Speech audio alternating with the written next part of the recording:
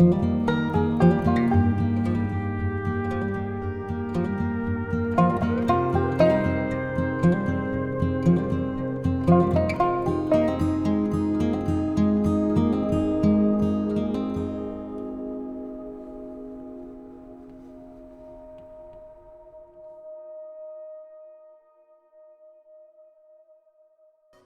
guys, Happy New Year! Welcome to another YouTube video. If you're not a subscriber to my channel yet, please hit that button now. Over the last few months I covered a lot of topics I consider very important for you to improve your bird photography. And so for today I thought I want to look at the 7 elements that I consider crucial to get the perfect bird picture. Element number 1 are the basics. What are the basics of bird photography for me? Using manual mode, nailing your exposure, knowing how to find the bird in the viewfinder, and mastering your camera. Why are these important? Because without them, you won't be able to take great bird images on a consistent basis. Why manual mode? Check out my video on manual mode and you'll get all the answers. Manual mode gives you full control over your camera and the look of your images, making you a better photographer. Next, for me, is nailing your exposure. You need to know how to read the histogram and how to expose as far to the right as possible without blowing the highlights to get the best images for your editing process. Check out my video on exposure to know how to get your exposure right every time. Thirdly, you want to be able to quickly find the bird in the viewfinder. If you're not able to instantly point your camera at the bird, you will miss a lot of shots. I made another video about that, the number 1 skill you need. And lastly, it's more of a general one, but you need to be able to change all the settings on your camera without even thinking about it or looking. If you need to look at your camera to change your ISO or think about it, you will miss shots because it will take you way too long. Your camera is just a tool for you. What we want is getting great bird images, so we want to be able to use the tool, our camera, as quickly and as efficiently as possible to get the best results. Element number 2 is the light. As bird photographers or photographers in general, we want to be masters of the light and using the light to our advantage to get the best looking images. What's important is that we think about the light and consider it for our photography. We don't just want to go out in the middle of the day and just shoot and get some images that just don't look right because the light is not great. A lot of people use a rule of thumb where they say, as long as your shadow is longer than you, the light is still good to use. What we're looking for in our images is special lighting situations that take our image to the next level.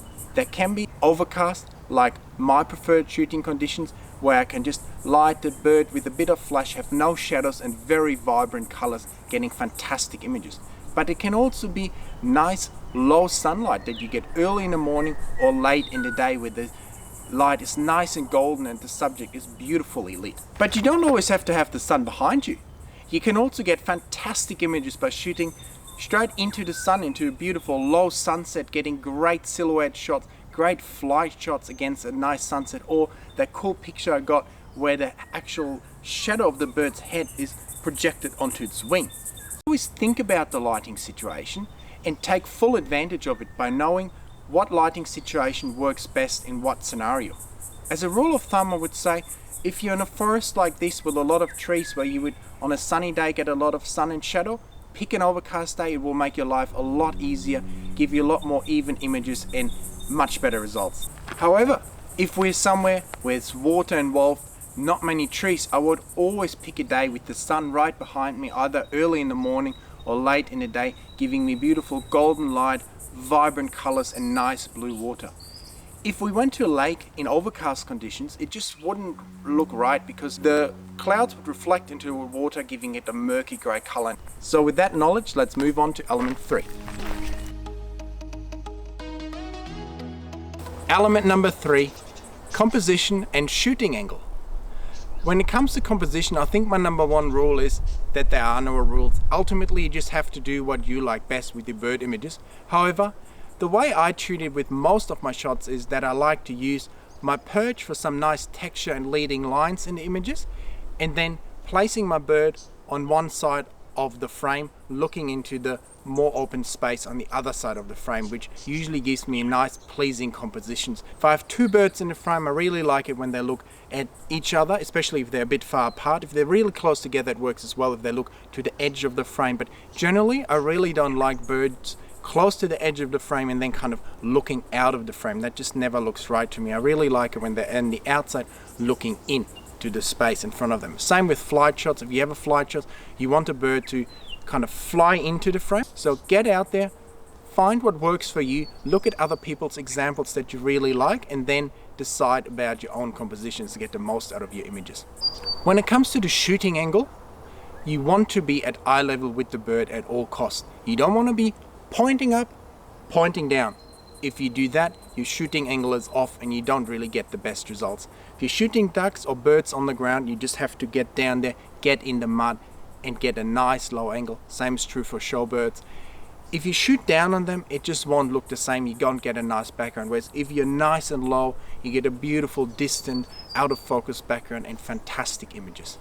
Same is true for pointing up. If you point up, you should getting the underside of the bird, getting the sky behind the bird. It just don't look right. So be at eye level at all costs. It will give you the best results. And we're on to element 4. Element number 4 is a very important one for me, the bird's pose. I think that's what a lot of people get slightly wrong. Well, I shouldn't say wrong because ultimately you have to pick what you like, but I think a lot of people should pay more attention to that. What I'm talking about first of all is the bird's head turn. Most birds have an eye on each side of the head, so the ideal pose is kind of side on, looking slightly at you, unless you have an owl with two eyes in the front looking right at you. It's the same with this camera. My eyes are both in the front, so it looks fine for you if I look right at the camera now, but it looks strange at you if I was talking to the camera like this or like that. And the same is true for the bird's head turn. We want it to be basically side on, slightly looking at us, so it feels like the bird is looking at us without looking too far at us, because then it just doesn't look quite right. Unless you have an owl where the front on pose probably works best because both of the eyes are in the front giving you the best pose. An owl side on doesn't look right. My favorite and ideal bird pose is a nice and upright one of the bird sitting on a nice parallel perch with the tail on our side of the perch, but then almost turned side on, looking towards us, having good eye contact, showing all the beauty of the bird without being too obstructed and giving us a fantastic overall image. Can also work with the bird having the tail on the other side of the perch, but often then it gets obstructed or it just doesn't look as good. And again, the pose I don't like is when the bird's kind of facing right at you or it's not enough side on, so you don't see all the nice features. And talking about features, if the bird has a key feature, for instance an orange belly parrot, it's really important that the pose you pick shows that feature. I just told you about my favorite pose with the tail on this side, the bird side on, but then you can't see the orange belly. And that's basically no good, it just looks like a green bird. So there I actually need to pick a picture that I don't like as much in terms of the pose, but because it shows the key feature of the bird, it's a far superior image to the better pose. So that's something to always keep in mind in nailing your poses. Picking images where the bird is in a perfect pose, looking at you, engaging with the viewer is crucially important to get the most engagement with the images and the best overall pictures. So make sure that becomes a part of your selection process when selecting your images. You don't want the birds to look away, you want them to look slightly at you, or if it's an owl, right at you.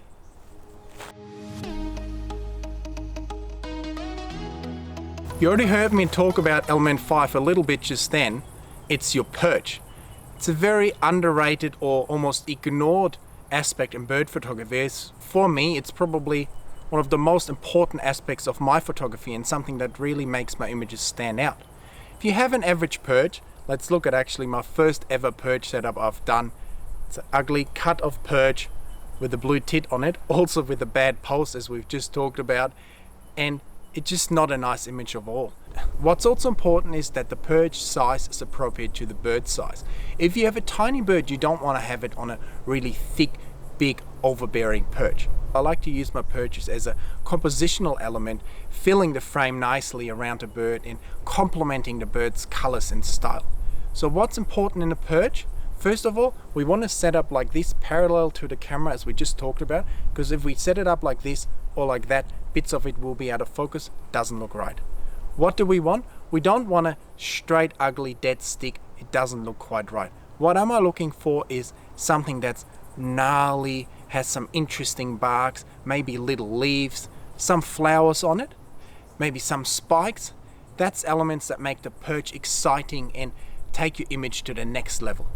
I know when you're just walking around stalking birds in a bush like this, it's very hard to choose a perch or get the bird on a really nice perch. So that's one of the main reasons why I like to work with water setups or other setups, because I can pick a nice perch and then get the bird to land on it, pick a nice background and get some amazing bird images. Another underrated aspect in bird photography, and element number 6, is your background. A lot of people just ignore it and there's just some ugly sticks behind the bird, kind of blending in the bird with the environment and just not looking quite right. Let's look at this kingfisher example. From one position, I get this background, and by just repositioning myself, I can get this background behind the bird. That's much better, isn't it? So by just simply repositioning myself from one side to the other side, I can get a much better image. And that's quite often the case. When you think about your backgrounds, you can get much nicer background behind your bird. I've also done a video on getting the right background, so check that out. Your background is important. And ultimately, whether you like a sticky background, a busy background, lots of the habitat in the background, a completely smooth background, it doesn't really matter. What's important is that you think about the background and think about it as a very important element of your bird photography, so that you can move around and maneuver yourself into the position to get the best backgrounds in your bird photography. That brings me to our last element, element 7, the X factor. What's the X factor? It's something that takes your bird image from a good bird image to an amazing bird image. What can it be? A cockatoo would be a great example. Sitting there, crest down, it's an okay image. Suddenly it moves up, raises its crest or it wings, and you get an amazing bird images. What else can it be? Can be a wing flap in a duck photo, a bird with its babies. Could be a shorebird flapping its wings, can be a bird that raises its wings when it's posed. Basically anything that makes your bird image more interesting, shows a key feature of a bird, or shows a moment that you naturally don't get to see. Something that just takes your images to the next level. I know it's not easy to get, but when you get it, you know you got it and you have an amazing image. So look out for those moments, make sure you capture them. And this is actually one of the reasons that I like to shoot a little bit wider and then crop in, because if you do that, you don't miss a wing flap. If you're all about shooting really tight in full frame without cropping, you're often running the risk that you miss the X factor moment when the bird suddenly raises its wings, because you framed it for the bird sitting tightly in your frame without the wings open. It raises its wings, you clip the wings, you lose out. So keep that in mind. With a high megapixel camera, I think it's a good idea to step back slightly, maybe take your extender off, shoot a little bit wider so you never miss the X factor. I hope this video helped you getting an idea of the 7 elements that I consider needed in a perfect bird image, and that it might help you to take your own photography to the next level and pick the right images when you scroll through all your raw files, and always look out for that perfect head turn. So let's recap. Element 1, we need to get the basics right. We need to know how to expose and handle our camera. Element 2, we need to consider the light in our photography, whether it's overcast or sunny or shooting into the sun. Make that thinking a process of your photography. Number 3, getting the composition right and getting the shooting angle right. Don't shoot down or up. We want to be eye level with the birds. Number 4, getting the right pose, getting the perfect pose. Nice upright proud bird, tail on this side of the perch, or nice side on pose of a duck with a perfect head turn. Number 5, make sure we have the right perch, because a perch really can make or break your image. Number 6, your background. Always think about your background and make that thinking process part of your photography, and always try to get the background you want or the best background behind your bird and get much better images. Number 7, the X factor. Look for moments that make your bird image stand out, or moments where the bird does something it usually doesn't do. Let me know in the comments, did this video help you getting a better understanding of what I look for in a bird image, what you can look for in a bird image, what makes the right pose, what's good composition, let me know. Give me a thumbs up for the video. Thanks for watching. Happy New Year again. I'll see you in the next video.